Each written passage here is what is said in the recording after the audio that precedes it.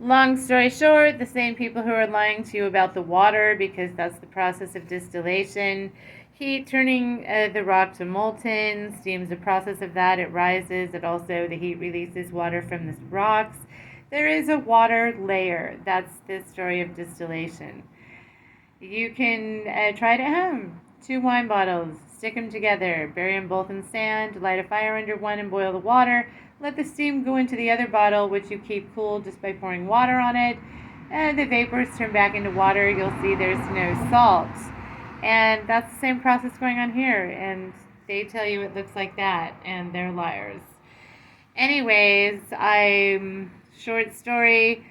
700 Russians came to town just after drugging became legal in the food in 1912. And in 1913, a boat lands in Florida. 700 Russians get off the boat. The headlines are, because I read them in the archives, what are all these secret meetings about? Nobody finds out. Russians get back on the boat. Then you hear the story of Anastasia. And they spent several years killing 100 million Russians, taking their country. History admits to 50 million. Experts say 100 million.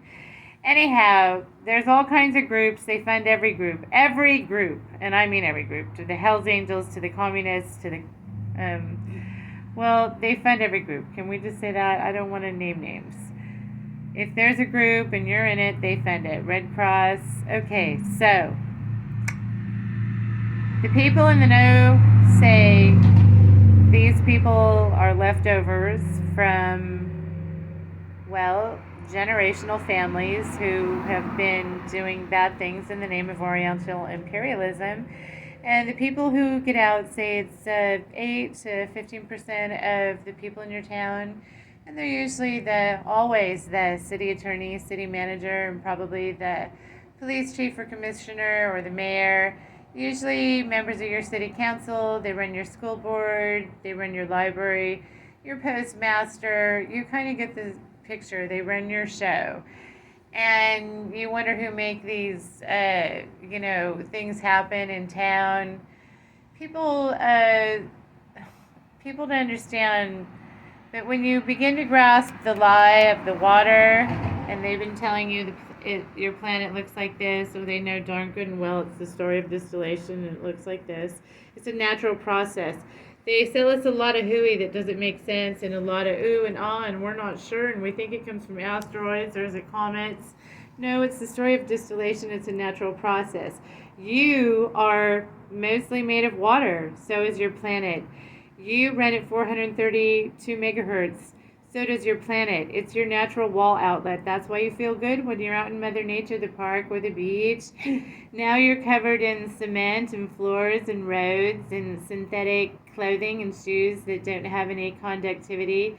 So you're not connected to your earth. Your kids are flat out, have no energy. These are all facts. And this is something you have in common with your planet, and also something you have in common with your planet.